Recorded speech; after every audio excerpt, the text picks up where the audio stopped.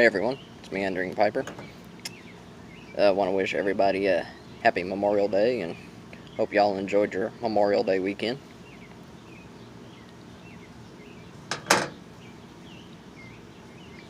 But today's video is a video response to Lezra 312's 100 sub giveaway.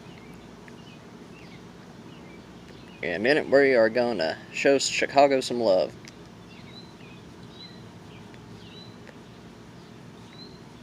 But before we get to that, I got my Comey, and in it I've got Night Train by Cornell and Dill.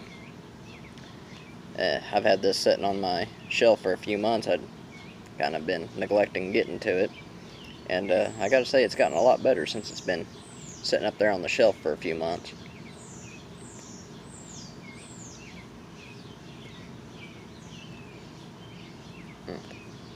But anyway, let's get started.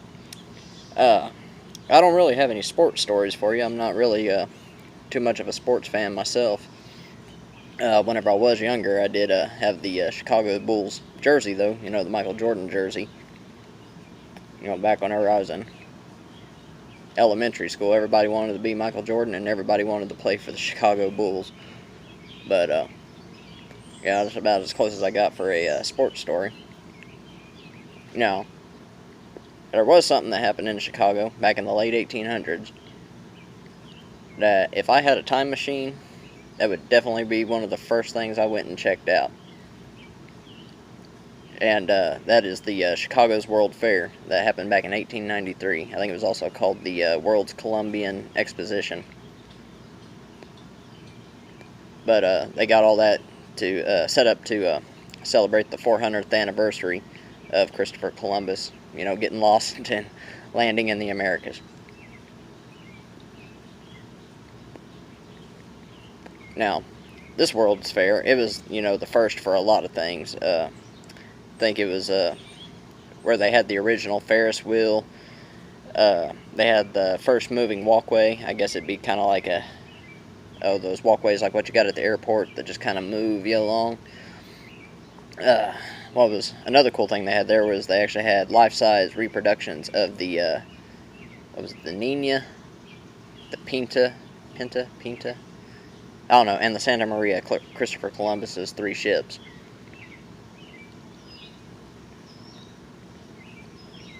But one of the biggest things that occurred at this World's Fair, and this is just my personal opinion, but I think this is, you know, what changed the course of American history, and it happened right there in Chicago.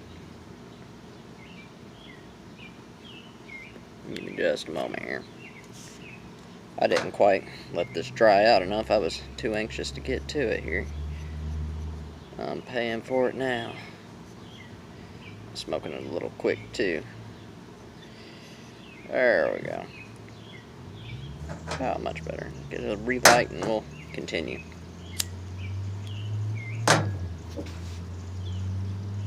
Anyway, and the event I'm talking about is that it was the first World's Fair to ever be lit by electricity. Excuse me. Now, electricity wasn't a new thing by this point. It had actually been used for a while. New York City was already starting to get the electric lamps and stuff like that, but this is the first time an event such as this had ever been, you know, powered by electricity.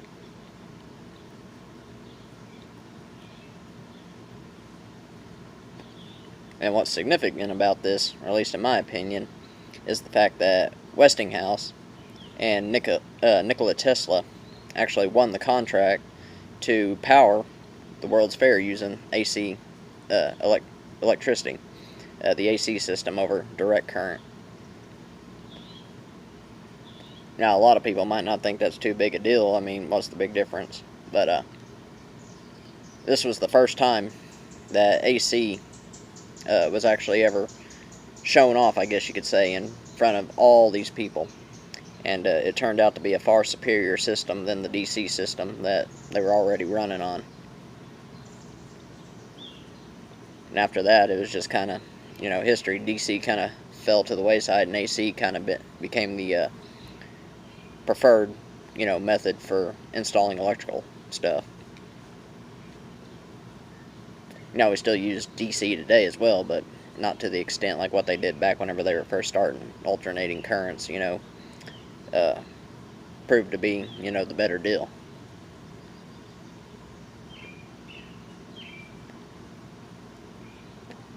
That was pretty much the end of what they, called the War of the Currents between Nikola Tesla and Thomas Edison. And the Edison company wasn't too happy about all that. That Westinghouse and Tesla actually won the bid, so they filed a court order to keep them from using the Edison light bulb. So they actually had to go back and, build their own light bulbs from an earlier patent they had, because the Edison company was going to be a sore loser about it and wouldn't let them use the light bulbs.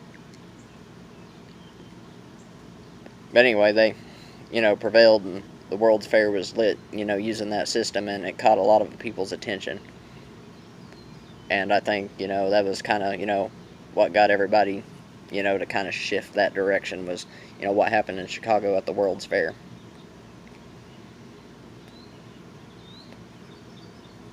Now, moving on here, I've been to the Chicago area a few times. I think I mentioned in other videos that, I'm a truck driver. I've been, all over the place. Unfortunately, I've never been down in the Chicago proper. Every time I came through, or if I was there, I was only there for a few hours, just to drop one trailer, hook onto another one, or go, or whatever. I never really strayed too far from 294.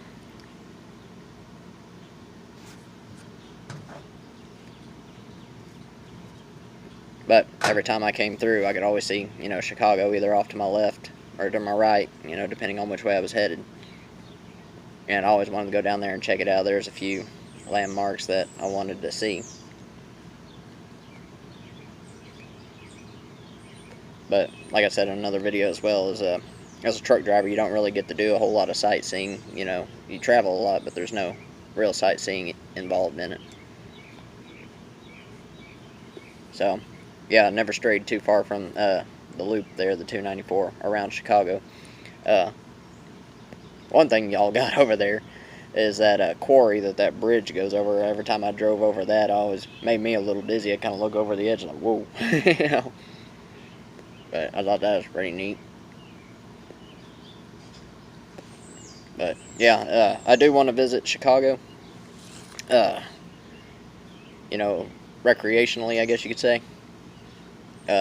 One of these days, I do hope to, go to the pipe show, the Chicago Pipe Show. I would love to go see that. And while I'm in Chicago, I'd like to go and visit the Chicago Maritime Museum. Ever since I was younger, maritime history on the Great Lakes has always been something that really interested me. So I thought that'd be a pretty neat place to visit.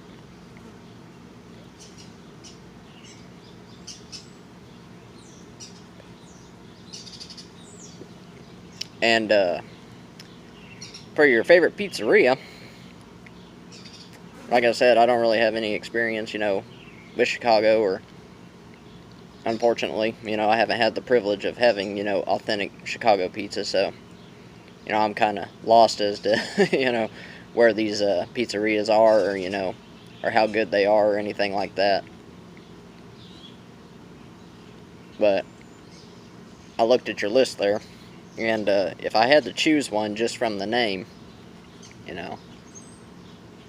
and I was going to try it out and go eat there, I'd have to say, and I wrote it down there, hopefully I'm pronouncing this right, but Lou Malnati's? Lou Malnati's? Like I said, I hope I'm saying that right. Like I said, I don't really have any experience, with the pizzerias up your way. But, yeah, whenever I go to Chicago, that's definitely one thing I want to try, is the authentic, Chicago pizza.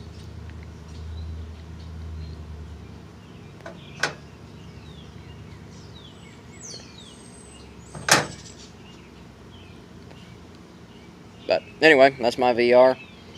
Hope that was along, the lines of what you were looking for there. And congratulations on the 100 subs. I'm sure it won't take very long to have 100 more. I really enjoy your channel, man. It's really good. And keep on doing what you're doing. And happy Memorial Day, and we'll talk to you later.